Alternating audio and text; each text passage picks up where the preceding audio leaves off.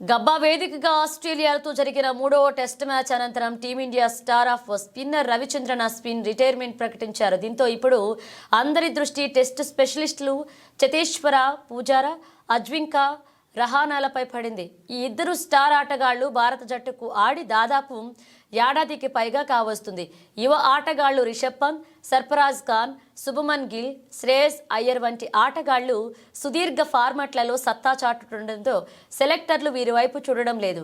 రవిచంద్రన్ అశ్విన్ రిటైర్మెంట్పై విలేకరుల సమావేశంలో కెప్టెన్ రోహిత్ శర్మ స్పందించారు.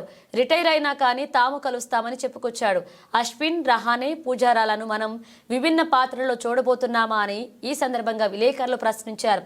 ఈ క్రమంలో రోహిత్ మాట్లాడుతూ అశ్విన్ నిర్ణయాన్ని గౌరవిస్తున్నామని, అతడు రేపు స్వదేశానికి వెళ్తున్నట్లుగా చెప్పాడు. రిటైర్డ్ అయ్యాడు గనక మిగిలిన 2 టెస్టుల్లో అశ్విన్ ఆడడని అన్నారు. అదే సమయంలో రహానే, పూజారా గురించి మాట్లాడుతూ కాస్త కన్ఫ్యూజ్ అయ్యాడు. ఈ ముగ్గురు రిటైర్ అయ్యారని చెప్పుకొచ్చాడు. వెంటనే తేరుకుని పూజారా, రహానేలు ఇంకా రిటైర్మెంట్ ప్రకటించలేదనే విషయాన్ని గుర్తు చేశాడు. దీంతో అక్కడ నవ్వులు విరిశాయి. రహానే, పూజారాలు ఇంకా క్రికెట్ ఆడుతున్నారు, వారిద్దరి ఇంకా దారులు మూసుకుపోలేదన్నారు. మంచి ప్రదర్శనలు చేస్తే జట్టులో చోటు దక్కుతుందన్నారు. ఈ సిరీస్లో మరేమైనా సర్ప్రైజులు, రిటైర్మెంట్లు ఉన్నాయా అని ప్రశ్నించగా ప్రస్తుతానికి ఏమీ లేవంటూ రోహిత్ శర్మ చెప్పారు.